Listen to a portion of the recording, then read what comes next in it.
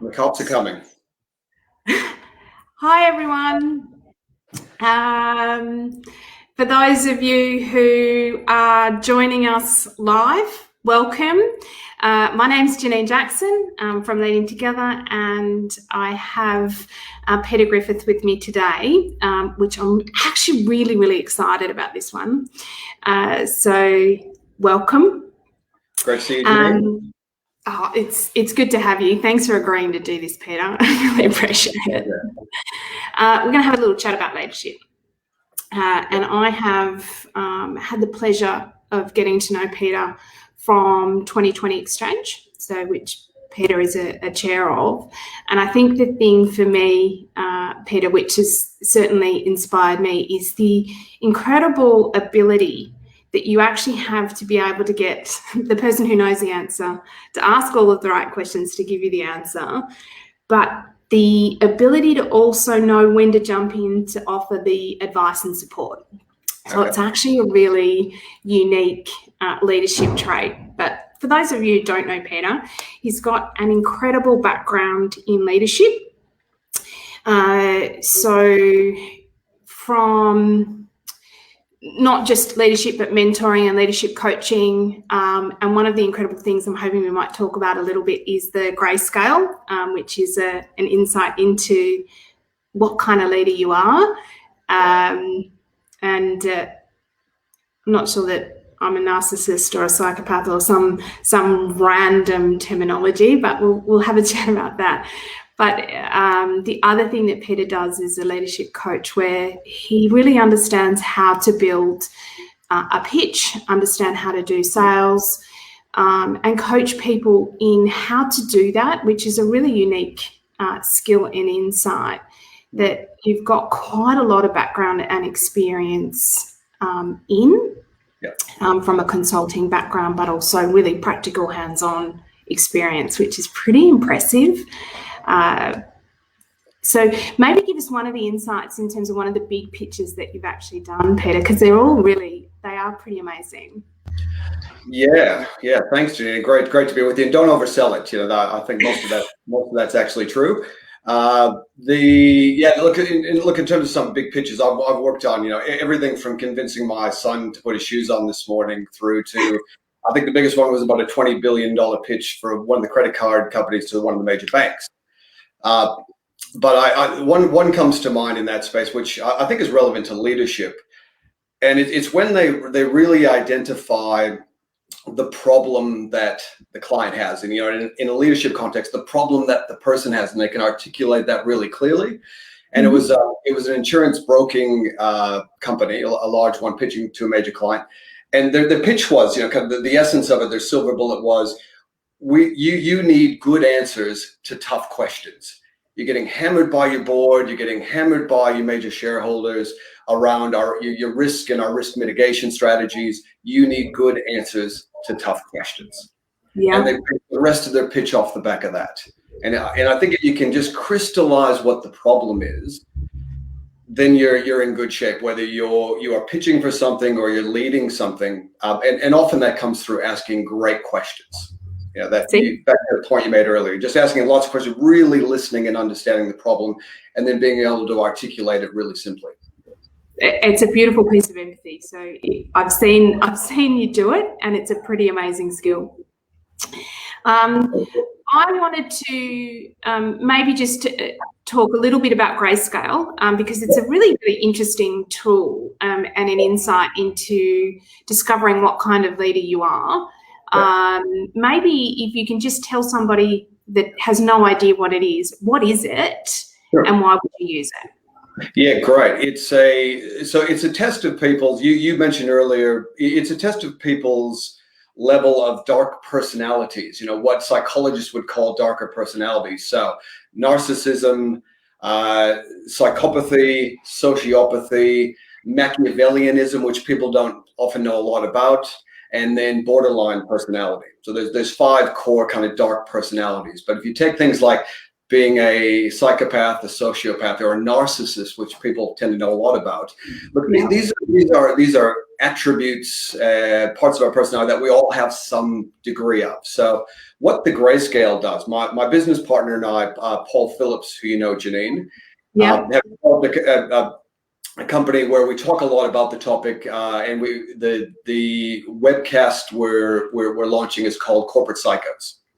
And the idea is to just get a handle on how much of a corporate psychopath you are, or a narcissist, or Machiavellian, because we all have levels of it in ourselves. But the point being that those dark personalities, it can be good to be a little bit bad in that regard, because these are the things that actually make us effective as a leader. They make us different from the other 70% of the population. You are joking me. Completely. We've just had somebody come in and tell us that they've walked in at the right time while you're talking about psychopathic leaders. So we'll, if those people are interested, then have a look at the Grayscale info and get some more information. Did I just lose you, Peter?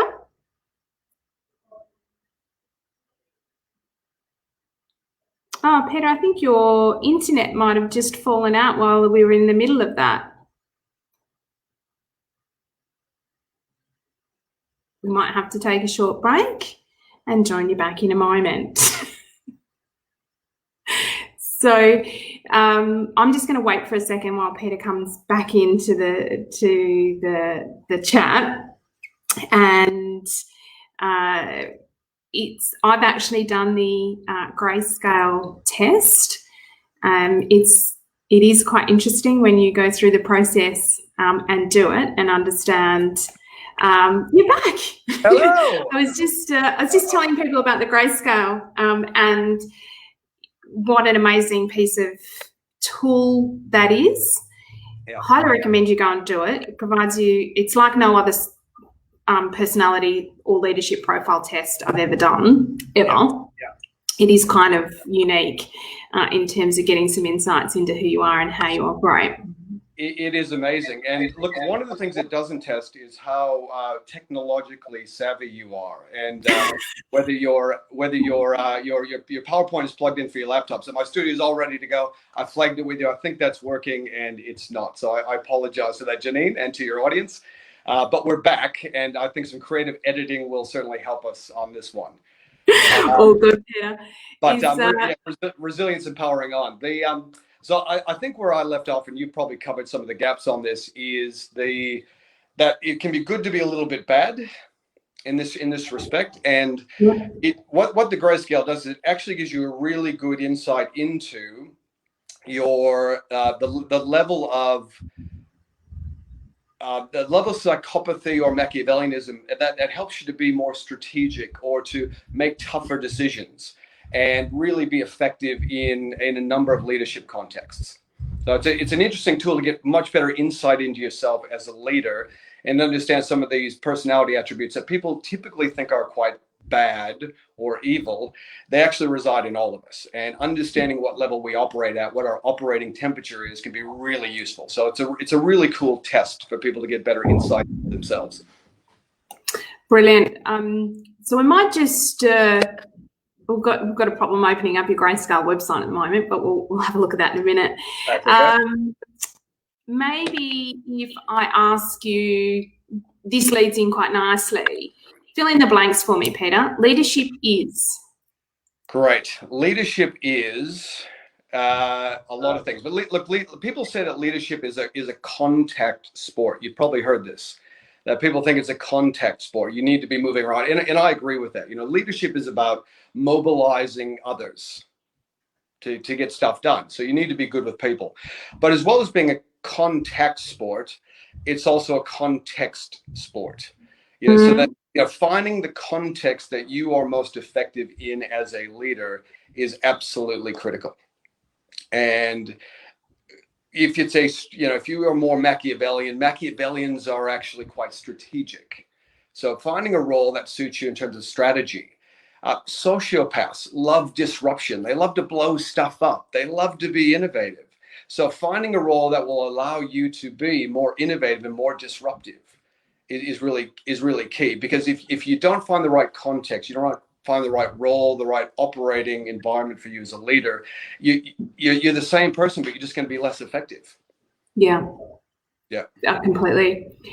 So thinking about leadership, maybe tell me about a leader that's inspired you, and why. That's a great question. Look, so many, probably too many to mention. I've been really fortunate to work with great leaders, yourself included, over the years, and and really just harvest all their great ideas and their great approaches. But look, there's a couple in particular that come to mind for a similar reason. My former managing director at my previous firm, Rogen SI, a gentleman called Mark Felix. He was an ex-Marine, and coming from a Marine background, the philosophy in the Marines is there's two things: complete the mission, look after your team. Yeah. And it really speaks really well to the importance of having a vision and going and executing strategy, getting stuff done, but you also need to look after your people while you're doing it. Mm-hmm. And what Mark always talked about is actually those two things are sometimes and often at odds with each other. To complete the mission means you get some people may not make it.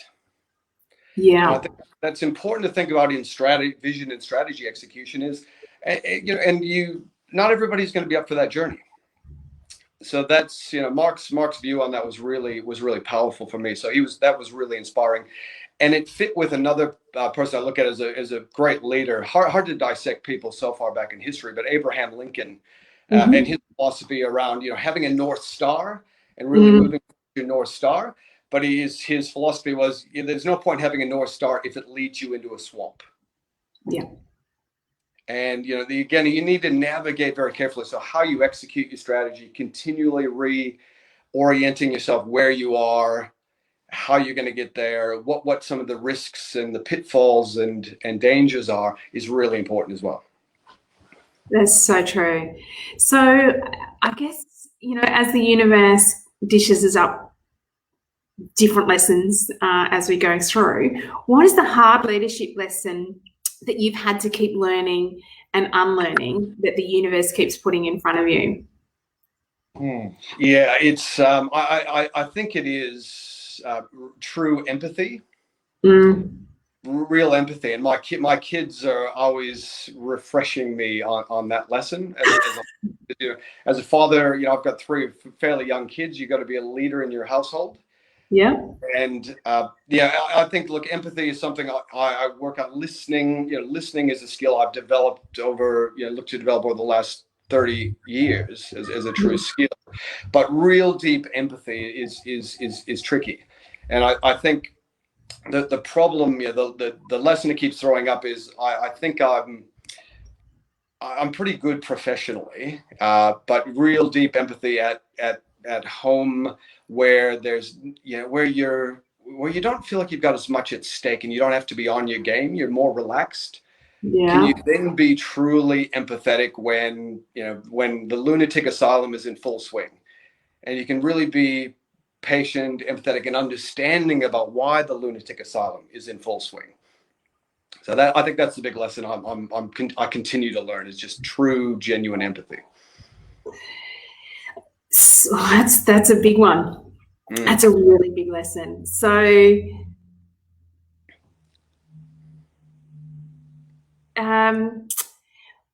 what is the best piece of leadership advice you've been given, and why? Or on the flip side of that, what do you think is the shittiest piece of advice you need to warn us about? I've been fortunate not to get lots of shitty pieces of leadership advice. I think, not intentionally anyway. And look, I think but one of the challenges is, and it relates to feeling like leadership, you need to be tough. You need to be strong. You need to be resilient, and that is true. Nobody wants to see their leader crying in a corner every day and falling apart at the seams on a regular basis. However, there's some great work by people like Dr. Brené Brown on this about vulnerability. Mm-hmm. So some shitty advice has been, you got to be tough and just get on with it and suck it up, and really, you can't be vulnerable. And I think actually the right level of vulnerability, constructive vulnerability, is useful.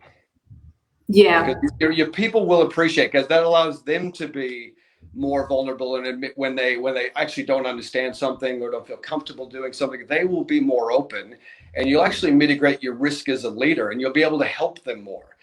But if you're not vulnerable as a leader, then people, they probably play that back to you, and then you end up in situations where everybody feels they've got to be tough and act like they've got it all together, and they get themselves in trouble.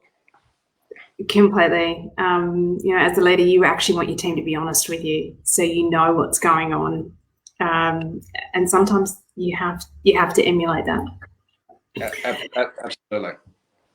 So, as you, oh gosh, there's some awesome comments I'm going to share with you in a second, Peter. What are 3 leadership books that you would personally recommend? Wow.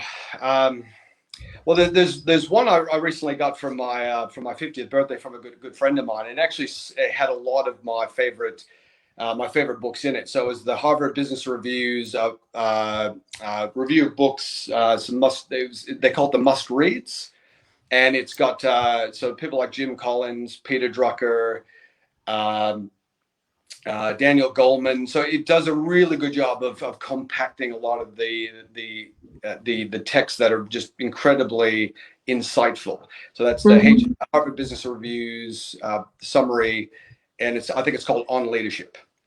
Okay. But the other ones outside are there's a lot of works that have been published by a gentleman called Stuart Wilde, which is just really into this, understanding yourself, finding kind of inner peace and inner comfort, and understanding yourself. So developing real kind of self-awareness, and then allowing that to make you more socially aware. So Stuart Wilde, and there's the book on 33 steps to your infinite self. Now that sounds like a lot of steps. That is a lot. Yeah, 33 steps is a lot. I wouldn't have recommended that as a structure to Stuart, but 33 steps to your infinite self is really powerful. That was one of for me again, a seminal text I read when I was learning to listen. Went on my journey of learning to listen as a person, as a leader. And you asked for 3. Probably the third one I would reference would be back to the topic of psychopaths and narcissists and things in the workplace. He is a book by a guy called Dr. Robert Hare, which is called Snakes in Suits. Dr. Robert Hare, is it? Dr. Robert Hare, Hare. So Dr. Robert Hare, Snakes in Suits. So Paul and I will be writing a book that is, we're not as smart as Dr. Hare, but that'll put it in even tighter context eventually. But it's a pretty good read. It gives you some insight and understanding into how to recognize, deal with, and better manage and mitigate your own behaviors in respect to some dark personality traits. Snakes in Suits. We've got a beautiful comment from Georgina, and Georgina has basically said, as a woman, she's empathetic. But if she's too empathetic, she's seen as girly soft. And if she's too hard, she's a bitch and she's overreacting. Yeah. Her question really is how can I, or what can I say to myself to keep myself grounded and know that I'm doing the right thing? Yeah. As a chick, can I just say it's a chick thing? As a female leader, that is often a fine balance. Yeah. And look, I don't pretend, back to genuine empathy. I don't pretend to have any real empathy with that. As a white male, I've got it really tough, don't I? But look, where I have seen, and again, Janine, you and I have worked a lot together, and a lot of the great female leaders I've seen is that's a challenge. And they continue to be confident in the fact that being empathetically assertive. For me, whether you are a man, a woman, or other, I think that for me that's that's kind of the essence of a great leader, a great person, a great parent, a great friend, is being genuine, empathetically assertive, and knowing when to dial one up and dial the other one down a little bit, and just strike the right balance depending on the situation, the person, the context that you're dealing with. That's actually a really good insight. And it takes practice. It's not something that I think you can nail first time out. 100%. 100%. So this actually leads in beautifully to my next question. What's the one stereotype or myth of leadership we need to let go of? Wow. Well, I think it's that I think it's actually that everybody needs to be a leader. There's a great video that came out years ago. It was called like the shirtless dancing guy, and about this guy who's dancing at a music festival on the hill, and then and he's there by himself like a lone nut for a long time.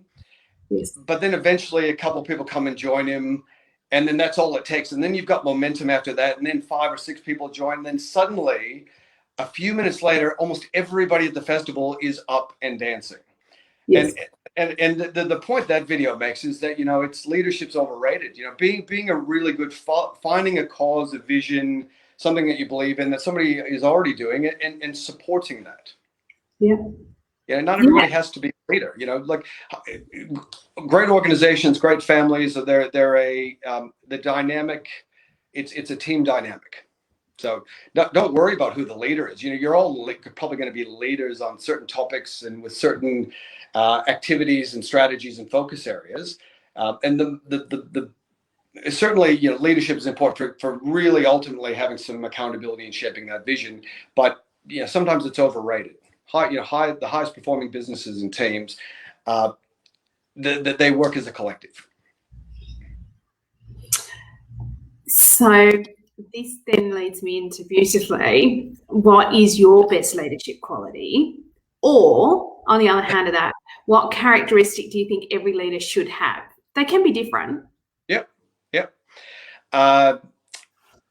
Look. My best quality it would probably be inspiring. Because back to your point about pitching, whilst I've spent a lot of time in leadership, I also have a real passion for and do a lot of time in pitching, winning major business, and I think that comes to this essence of the art of influence. Yeah. Which combines there is that empathy, really understanding, so asking lots of questions and listening. So I think my listening is in a professional context is really good. Mm-hmm. My wife and my children will say a lot more work to do on that. A lot more work to do. However, it's pretty good, and that's and then the ability to take that and then think about who you're talking to, who you're influencing, and turn it into a really coherent, clear, persuasive message. Is that, and I think that is one of a handful of elements that is useful for most leaders. That the art of influence. But I would go back to empathetic assertiveness, which fits kind of the same bill. I think that is, if there was one trait I would encourage people to think about and develop, it would be that ability to balance that empathy and assertiveness. So I'm wondering, Peter, if you could actually have influence without empathetic assertiveness. I would. You could use power, but right. But that's another. That opens up another topic, which is leading through power really doesn't, with authority. Influencing with authority, just saying, "Well, I'm the boss, just get it done," actually doesn't really work anymore. It certainly doesn't work with my kids. It doesn't work with most people, and certainly with the next generation of people that most people are working with and leading, because they just go somewhere else. They want to understand the vision, the value. They want to understand why. All that. Start with why. What's in it for me? So a critical skill, if we're adding more to the list, is that ability to influence without authority, without using your authority and your power. Yeah, it is actually a hard skill to learn. incredibly difficult. Yeah. So what do you do to continue to grow as a leader? Wow, great. These are some solid questions, Janine. What do I do to continue to develop as a leader? Look, I'll go back to a point earlier. Is I try to surround myself with just with people who I can learn from.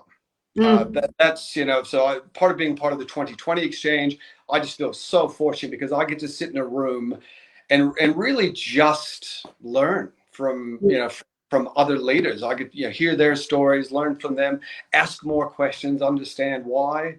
That's exceptional. I've been so fortunate to have so many great mentors in my life. A couple I've touched on today, and I think that's really important. Is just being open to being continuously learning. You don't have all the answers, and that hasn't been the case for a good chunk of my life. I think as a narcissist myself, I kind of like to think I've got a reasonably healthy ego, but you can get stuck thinking you figured it all out. And the world changes and the world moves on, and you got to be adaptive as well. So part of being a leader is certainly being contemporary. It comes back to that context. You've got to evolve as a leader because the world around you is evolving. Yeah, really good. And I think the thing coming back to that, being open and the opportunities that 2020 provide is understanding different industries are having different issues at different times, and how different leaders are actually taking those challenges on is always really insightful in terms of stretching your capacity to learn and get different insights. Yeah, 100%. So what are the things, so as a leader, what are the things that you would suggest that people who are aspiring leaders, what are the things that you look for before you go and promote somebody or put someone in a position of responsibility? What are you actually looking for in an individual? Yeah, again, a great question. There's a couple of things. I think yes, there is a tendency to hire people or to look at working with people based on hope. I hope they can get there, or look, we'll work with them. And I think that's dangerous for two perspectives. It puts them at risk, and it puts you at risk. So is somebody really ready for, you kind of want to be demonstrating the capacity and the competency and the passion for it. The second thing I look for is, do they genuinely, are they genuinely going to be good at, if it is a people role, are they genuinely good with people? So that, that balance of empathetic assertiveness, but they're just good at mobilizing people, because most businesses rely on people to get stuff done. And the main thing, we used to look at this all the time. It was a conversation my business partners and I had over years and years and years is, are they coachable? Will they take on board feedback and in a genuine way, like really hear it and listen to it and then go to work on it, rather than just pay it lip service and think, yeah, okay, whatever, and then go back to doing it the way it's done. And I think that coachability, which comes to some degree of vulnerability, if they're a little bit vulnerable, they're aware, they're self-aware and socially aware, but that ultimately leads them to being coachable. I think that's critically important for me. Completely. So I'm going to go and flip this upside down. So what advice would you give to your kids as they're growing up in terms of developing their leadership skills? Yeah. Wow. The questions are just cracking. Questions, Janine. What advice would I give to my kids in terms of developing their leadership skills? A couple of things. And I had this conversation with my daughter, who's 11, the other day. And she's super smart. She's like smarter than I'm ever going to be, and she's going to be successful. But I said to her, half of life is just kind of showing up and showing up on time, and doing the hard work. And some of like I reckon 30% of most jobs and 30% of life is just boring crap. that need to get done. Yeah. You know, and the people who can get on and do the boring crap, just they develop an operating rhythm around it and get it done. But also, look, maybe this is just me because I'm a stickler for punctuality and things like that. But like just showing up, just being there and being on time and being present is a big part of it. So the advice, you know, I have given to my kids and I'll continue to give to them is, you know, you make sure, you know, just show up and be there for people, and you know, and do, you know, meet your commitments, and you know, you do the hard yards, even the stuff you don't like doing. But and you know, we often talk to the kids about playing to your passions. You know, like do the stuff, like have fun. You know, everything. It's whether you win, lose, or draw. You want to be doing stuff that you good stuff you're good at is helpful, but also stuff that you like doing. Do stuff you're passionate about. You know, my mother was, you know, her favorite saying was, "Do what you love, and the money will follow." Yeah. Look, there's another one as well. Sometimes 80% of winning is just showing up. Yeah. So sometimes, and you know, that is absolutely true. There's been events where I've turned up, and sometimes because you've shown up, you'll end up with the sympathy ribbon just for rocking through the door, which is the same is true sometimes in terms of leadership skills. You show up to do something that's a bit challenging and a bit hard, and sometimes because you're the last man standing, you can end up at the finish line. Yeah, I think so. So, you know, and sticking with it, a bit of perseverance as well. That's all really important stuff. And I think, you know, these you're touching on some really important stuff for me is, and this is what I continue to work on is, what advice would you give to your kids? How would your partner, your kids, your parents feel about this situation? Like, put yourself in a real, genuine scenario, rather than trying to work around and put on the corporate face or the politically correct face or something like that. What is genuine and true to you? Absolutely. Yeah. So what would be the thing that you're truly grateful for now? Wow. Not to sound like a broken record, but my kids, you know, because they are, you know, they're great teachers. It sounds like a cliche, but they are that you see, and this is hard to believe. I heard this quote, you know, probably secondhand, and I read it somewhere, but yeah, I think it was from Madonna, the singer, who said, you know, like every time my daughter is doing something that I don't like or is aggravating me or really cheesing me off, I just realize she's showing me a little bit of something about myself. Oh my gosh, that is actually a really a little bit true, but a little bit confronting. Yeah.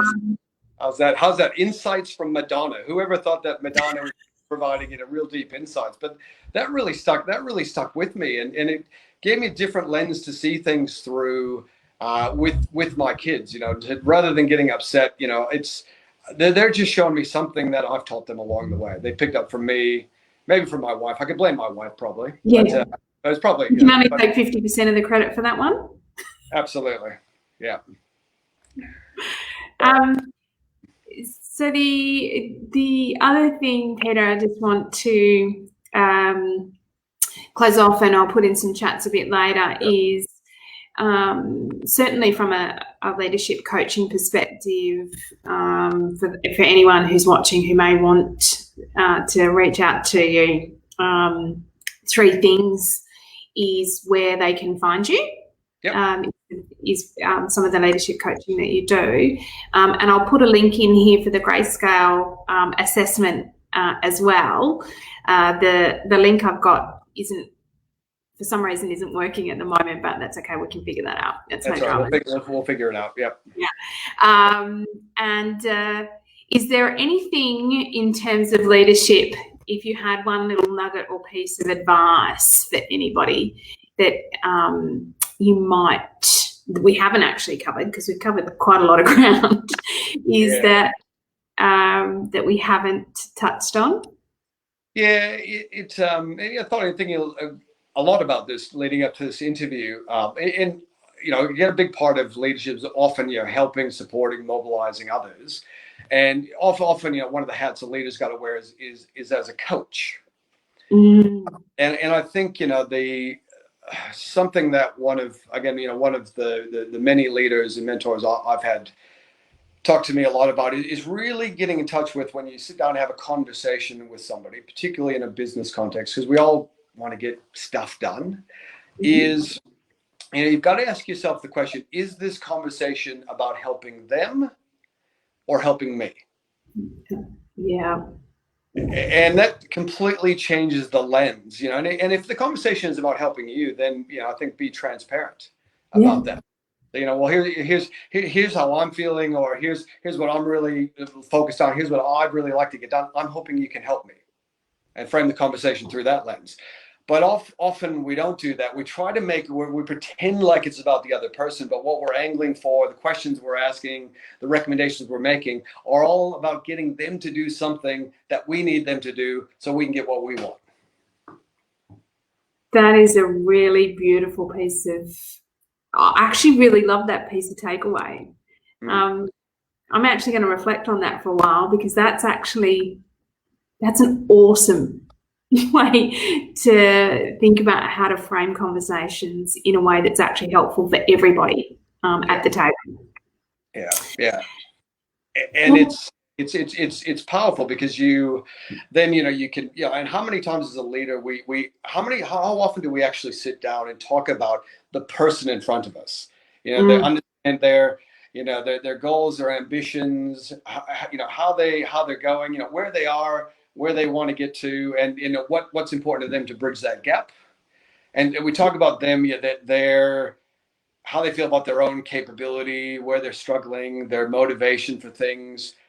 Talk about them as a person rather than the activities or the results that are going on. Yeah.